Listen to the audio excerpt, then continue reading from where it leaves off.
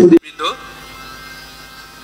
প্রথমে রহিমপুরের সুসন্তান সঙ্গীত শিল্পী মোহাম্মদ আনিস আশ্রমের উৎসবের সঙ্গীতানুষ্ঠান সুন্দর করার জন্য বিশেষ উদ্যোগী দিয়েছেন।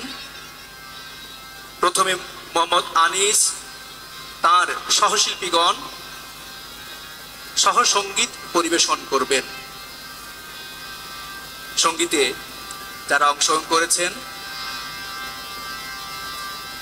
আমি এক বাক্যে তাদের নামগুলো ঘোষণা করছি। মোহাম্মদ আনিস, শ্রী বিদ্যুৎ সেন, কুমারী উপমা পাল, কুমারী অতসী দাস মেধা, কুমারী প্রজ্ঞা কুমারী পারমিতা দাস, অশ্মি দেবনাথ, বিথিকা সেন, প্রত্যুষ প্রসূন দাস, কণাদেব, শিমুল দেবনাথ, স্বরূপ দেবনাথ, কৃষ্ণ পোদ্দার, শিপ্রা পোদ্দার, ছোঁয়া সাহা, তনুশ্রী দাস মিম, অঙ্কিতা কুরি, অন্তরা রায় সহ আর অনেকে আছেন।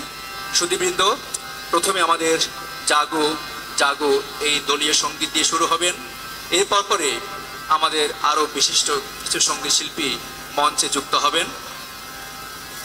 একটি ঘোষণা জানিয়েছি, এই জাগো জাগো সঙ্গীতটি সুরকার হচ্ছেন আমাদের পরম শ্রদ্ধেয় জন আশ্রম প্রধান ডাক্তার শ্রীমৎ যুগল ব্রহ্মচারী মহারাজ।